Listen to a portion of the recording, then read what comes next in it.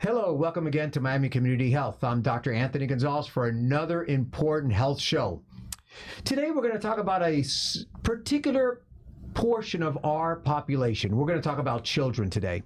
Children, of course, are a vulnerable portion of our population, along with the elderly and the disabled. Children are vulnerable, and when children have medical problems, that becomes problematic for the entire family.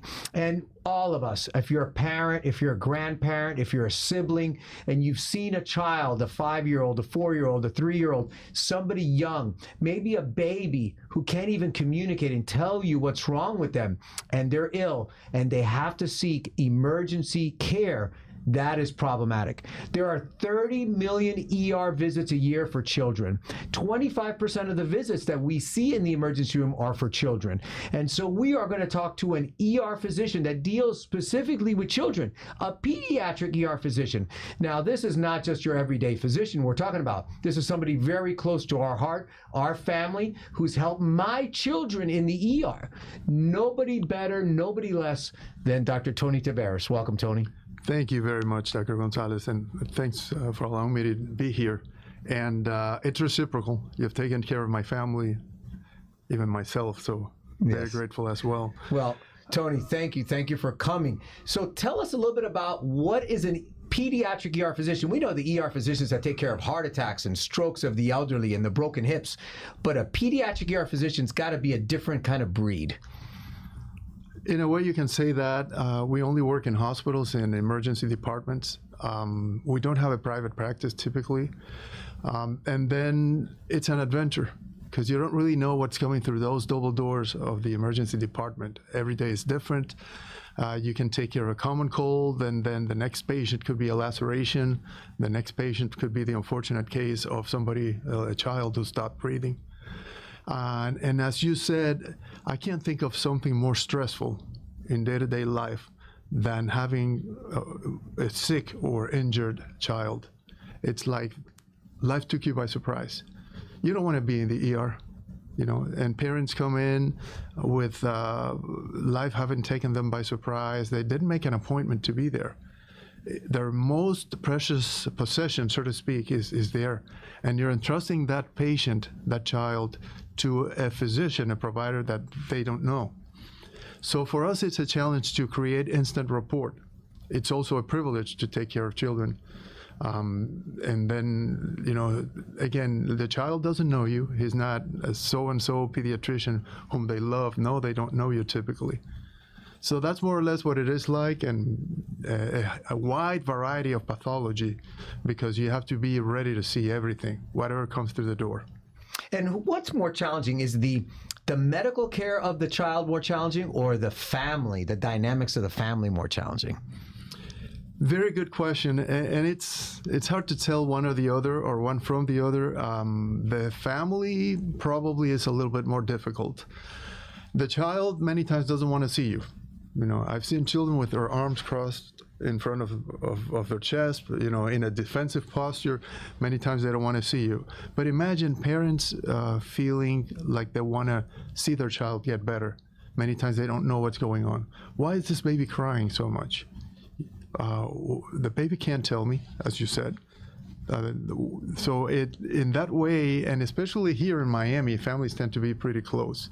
So yes, mom or dad are there, but the aunt is there, abuela is there. Abuela's there. So and they want to know, and we understand. And sometimes it's really a pleasure to be able to deal with all that. Sometimes you would like to be in that room more often. And you know the unpredictability, again, of working in the emergency department. Yes, you're there, but okay, the ambulance is coming in, so excuse me. And you have to triage all the time. Wow, incredible. Yes. All right, so we're going to talk about today, and we're going to educate, and we'll maybe even get back to the families and maybe give some tips on, you know, what makes a good family member, right? You know, that's coming to see an ER maybe. But let's talk about some of the medical conditions that you see commonly. And as we were preparing for the show, we talked about foreign bodies. And for those that don't know, a foreign body is some type of object, some type of object that's placed into a human. So we see foreign bodies that kids ingest foreign bodies. We see kids put foreign bodies in their noses, in their ears, all over. So let's talk about that. And let's first start with, foreign bodies in the nose. A lot of times a parent doesn't see the child put the foreign body in the nose, of course, right? What are the first signs that a mom, a dad, somebody, a caregiver knows that there's something wrong with, or there is a foreign body in that nose? I'm going to try to answer partially that question with something that happened to me. I was on call at 3 a.m, and a mother comes in with her 6-year-old boy, stating he's got really bad breath. I don't know what's going on, but over the past few days, I just noticed that it's getting worse and worse. And he's got this mucus coming out of the right side of his nose that looks really bad as well. As I approached the child, indeed, it was obvious, the foul-smelling mucus, and it was thick and greenish. Probably being too graphic here, but that's okay. So we suctioned. It's a health show. You got it. So we suctioned the thick mucus, and a lot of it comes out. And then towards the end, I see like a little green plastic, very flexible structure. It looked like a leaf. And the child, luckily, was cooperative. So little by little, we pulled it out. It was about 1.5 inches long. So you start wondering, how in the world did this child insert all this all the way up his nose? And it had been there for a while. When it gets to that level in which there's ugly mucus, foul smelling, it's been there for a while. So we took it out successfully, thankfully, and then proceeded to check the other nostril and both ears. And lo and behold, he had a foreign body in the right ear and another one in the left ear. So there was some sort of compulsive behavior. That doesn't happen all the time, but the message here is, in addition to removing the foreign body, it's always convenient and necessary to check the other nostril and check the ears, even check the throat, because we've seen foreign bodies in the throat as well. So, having seen that, I'll mention common foreign bodies. Probably the most frequent one that we see is a bead, a round bead in the nose, pieces of sponge. Porous materials like sponges tend to get or produce foul smell quickly or more quickly. Small pieces of toys. We've seen little Spider-Mans be dismembered, and then we have to take out the little arm and things like that. So it's luckily complications are not common, but we have to watch out, for example, for magnets. Because say there are 2 of those powerful magnets, one in each nostril, and they compress the wall that divides both nares, the septum, in other words, and it can cause a lot of damage there. Like those magnets can press so hardly that little portion of septum tissue can become necrotic. In other words, it can die. The other thing we have to keep an eye on is button batteries that children still put in their noses. And they can cause damage through different mechanisms. And I'm sure you've seen those. I'm trying to remember what they are called. It's a polymer that is present in diapers and some toys. And they're like little bubbles. And when they get hydrated, when they receive fluid, they can grow up to 30 times their initial tiny size. So those can be problematic, and if we see any of those situations, we have to call ENT promptly to help. The ear, nose, and throat doctors to get them out. Exactly. Wow. Yes. So let me ask you, if you're a family member and you see something, should you try to get it out yourself? A lot of people do, believe it or not. And after they've tried, then they go to the emergency department. So sometimes... I mean, is there a danger in doing that? Can you, maybe you push it further back, so forth? Pushing it further back is the most common happening there, occurrence. Usually, in general, foreign bodies in the nose tend to do pretty well, except for those circumstances. They don't tend to get aspirated. But at the same time, we still have to be careful, even when we ourselves take it out. There are different techniques for taking them out. Hooks, there are certain forceps. There's even a technique, talking about parents, what they call the parental kiss, where the mother, the father, the caregiver occludes the child's mouth and the other nostril and blows hard. And there's a significant success. I've never tried that. So you're blowing through the nostril to try to push it down? Mouth to mouth. Wow. And then you occlude the other nostril that is not affected. It's not a very popular technique, but it's there, and there's even at least one study done on that. Wow. The other thing is there is an instrument, so to speak. It's like an elongated thin syringe called the CATZ extractor, CATZ, K-A-T-Z, where it has like a long end to it. Close to the very end, there is a small balloon. So you place this elongated part of the syringe past the foreign body, inflate the little bulb, and then you drag the foreign body. Yeah. It works really well. Wow. I used it 3 nights ago. So, and then especially with rounded foreign bodies, Wow. Like that. And Right. sometimes these kids have to go to the operating room to get these things out in their noses if they if you can't get it in the ER. In the ER, do you just tie them down? Do you put them in the cocoon or whatever the term is, or do you have to sedate them? How involved is that? Very, very good question. A few factors play a role there. One is a lot of foreign bodies are low at the floor of the nose there, near, and those are relatively easy to take out. So when you know that it's going to be in and out, you just do it. Okay. You can mix also lidocaine with nasal vasoconstrictive drops, like basically what those drops do, nose drops.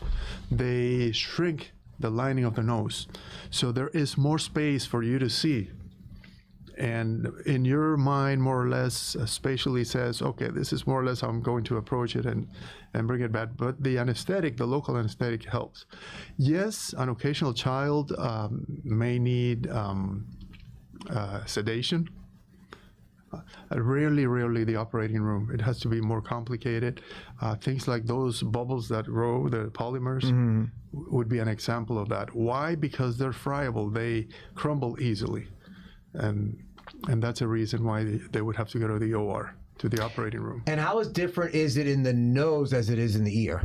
Is it a big difference, or obviously there's less? I mean, you could damage the eardrum. I'm just trying to think as a doctor myself. Yes. Damage the eardrum. It can't go much further than that, right? But in the nose, obviously it can go down and be ingested and so forth. So how different is it in the ear? In the ear, it's probably a bit tricky. There's plenty of foreign bodies that we can remove from from ears when they're not that deep. But the ear canal, as you know, it can be relatively deep. And then right after the canal, we have the eardrum. We have to be very careful with the eardrum. So a rule of thumb is you don't want to try. Okay, say, okay, I think I can remove it, but if it seems difficult, it's usually not an emergency ear foreign bodies. As a matter of fact, a lot of those foreign bodies we find by chance. We're checking a kid's ears as part of a routine exam and said, whoops, what's this bead doing here? Wow. So, yes. So they don't present as much as in the nose in the ER for you guys as complaints. That is or right. Maybe I would imagine maybe an ear pain. Maybe the kid has ear pain or pulling on his ear or something. They can cause ear pain, but a lot of them, and a lot of foreign bodies in the nose as well, are asymptomatic. They cause no symptoms. And by surprise, and the parent just, what? But I never knew about that. So things that are a little tricky in the ears, if the foreign body is sitting up against the eardrum, we have to be more careful. We refer a lot of those to ear, nose, and throat physicians.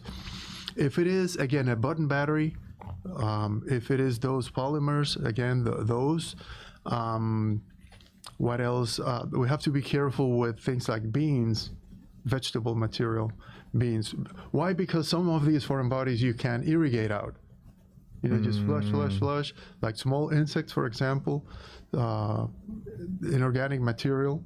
But a bean, if you start irrigating, it can swell up and then occlude and, just occupy the entire ear canal. And it can be more troublesome to remove. So keeping all those things in mind, those caveats. The other thing is roaches, cockroaches. They, as you know, are common in densely populated urban areas. Roaches, the first thing you have to do, they are so uncomfortable, needless to say. They get into the ear because they like it where it's dark and it's warm. So they like to hang out there, in there. So you have to kill the bug first with mineral oil, with lidocaine, and then you can proceed to grab it with forceps. Oh my God, I can't even imagine that. That's like... Those are extremely uncomfortable. Imagine that thing scratching the ear, and they don't happen that often, but we thank God. Thank God. Certainly seen them. Okay, so we've talked about a couple of emergency room things that these kids are having, foreign bodies in the nose, foreign bodies in the ears. Now let's talk about ingested foreign bodies. The kid swallows something. Now, of course, the parent can see it happen, or the parent cannot see it happen. Let's talk about those scenarios. If you see your child ingest something, what should you do? And then later on, how do you know maybe that your child did or didn't? What are some warning signs that maybe your child did ingest something? Excellent. The gastrointestinal tract, that starts in your mouth, throat, esophagus, stomach, and small bowel, large bowel, is so long. So we have to consider, the whole pathway. Foreign bodies in the esophagus, for example, may go undetected, even though they can be very uncomfortable. They can also go undetected. So as they go down the esophagus, they may or may not get stuck in the esophagus. If they get stuck in the esophagus, some of them cause symptoms, others don't. So they can also take us by surprise. A coin in the esophagus, I mentioned coins because they're the most frequent foreign body we see in the gastrointestinal tract. A coin in the esophagus can cause a feeling of choking, a feeling of something stuck in there, drooling, I can't swallow well, I can't eat my food, things like that. So the other thing that can get stuck in the esophagus and can be dangerous is coin batteries. Disc batteries, button batteries. I missed that. So the right term would be disc battery or button battery. If that thing gets caught in between the walls of the esophagus on both sides, it can create, a passage of current. So that's one mechanism by which it can cause damage to the esophagus. Wow. It can even liquefy there, produce some really local damage that can even lead to perforation of the esophagus. And curiously enough, when these batteries, even when they're old and you consider them quote unquote dead, they can still have and store current. And can still cause damage. Also, sometimes just the pressure from it, pressing against the wall, can cause pressure necrosis. In other words, make small portions of esophagus tissue to die and cause very significant complications. So we really have to keep in mind those button batteries. Once they reach the stomach, less pressure, less damage typically, but we still have to keep an eye on vomiting, on abdominal pain, blood in stools, things like that. Other foreign bodies can be swallowed, screws. Some foreign bodies can be long. When they're over 2 inches, over 5 centimeters in length, they can be more troublesome. Why? Because they can get stuck in the stomach, or if they reach the intestines, how intestines have so many curves, and it can be a little difficult for them to manage those curves of the small bowel especially. So coins, they tend to do well. They can be in the stomach easily for a week, and then most of them get passed. So again, and how about if the mom sees them swallow something? should you immediately? I saw. Did you just put that in your mouth and they swallowed it? Should they immediately pick them up, run them to the ER? What are the rules of thumb or the take-home message for the parents out there or the grandparents, the caregivers? Very good. Most of them are not true emergencies. Okay. However, if you see that if a warning would be choking, the child chokes if he or she is very uncomfortable, drooling a lot, difficulty breathing, noisy breathing, very important, because once in a while they're not in the esophagus, they may be in the trachea, for example. So, that would be a rule of thumb. Anything that makes a parent uncomfortable, just don't hesitate. Just seek care. Like, so to speak, I don't want it to sound pretentious, but just upgrade the care. That's what I always tell the parents.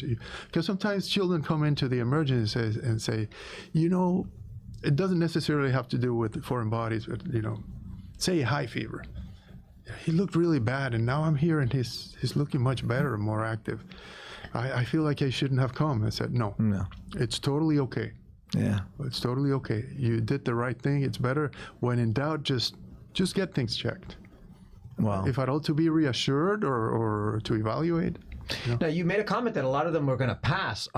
Do sometimes they have to be taken out endoscopically? I think they do, right? I've heard that they have to go in and remove some foreign bodies that are ingested in the esophagus or in the stomach. What type of things would have to be removed? That coins, magnets, especially those powerful magnets, especially when the child ingests more than one magnet.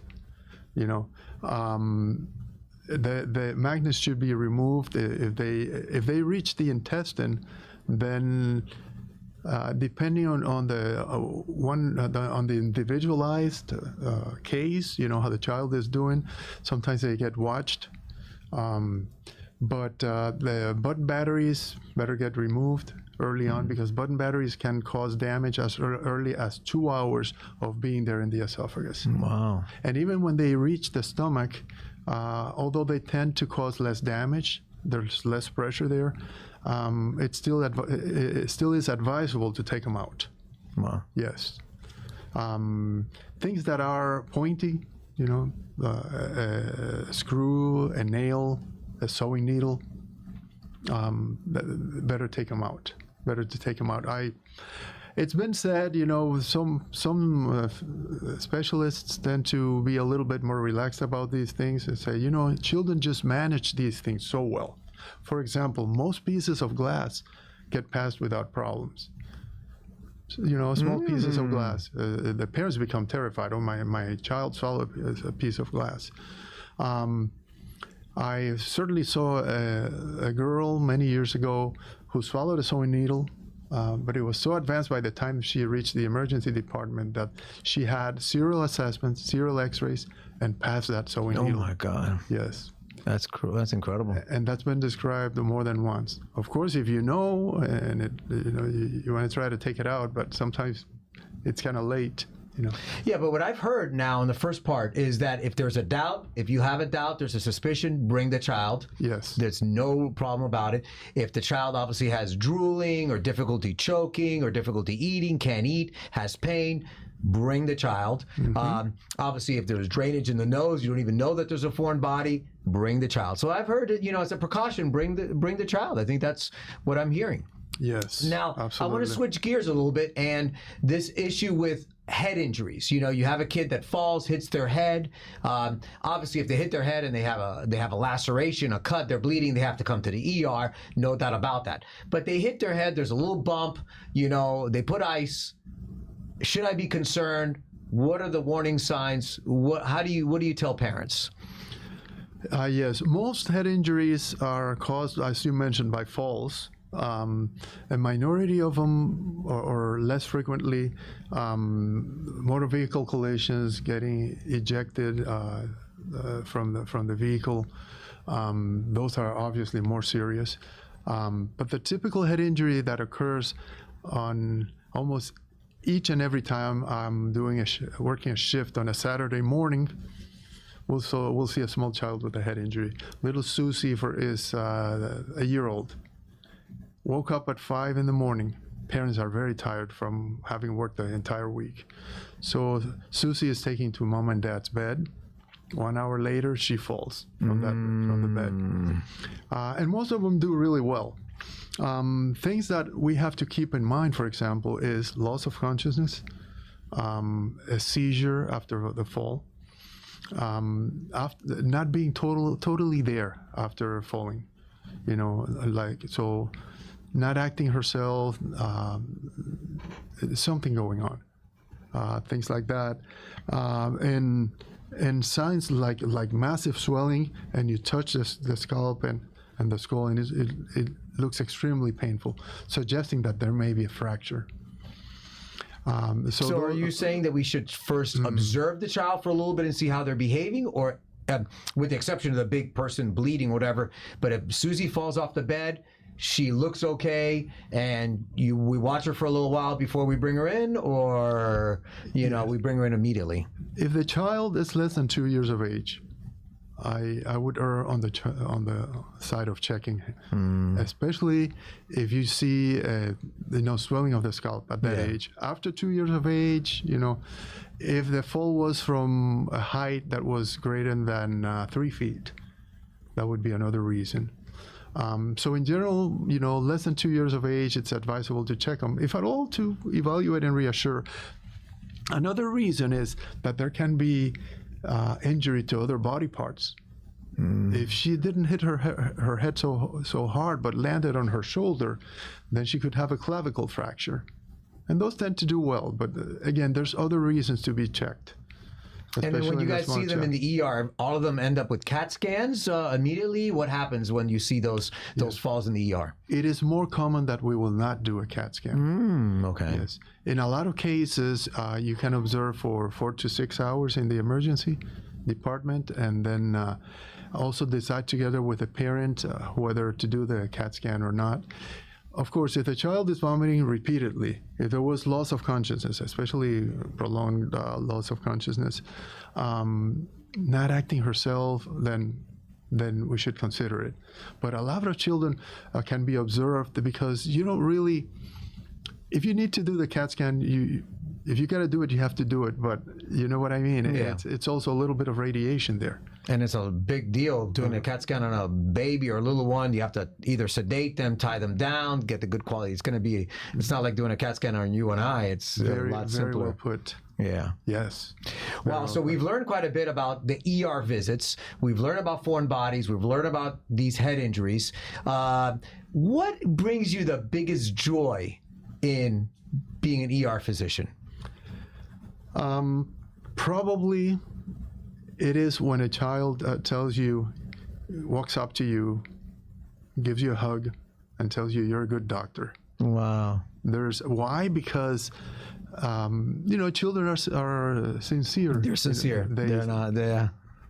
They speak their mind, but hearing that from a child, and sometimes they accompany that with a drawing, they draw the emergency department or the room, or they draw you taking care of them. So that is huge. The other thing is every day is an opportunity, and I don't stop learning from parents. For example, this is just a quick example. They don't like when you check their throats, and that's partly why you usually leave checking the throat and the ears for last, especially the throat, because they don't want you to place that tongue depressor. Yeah, the gag, yeah.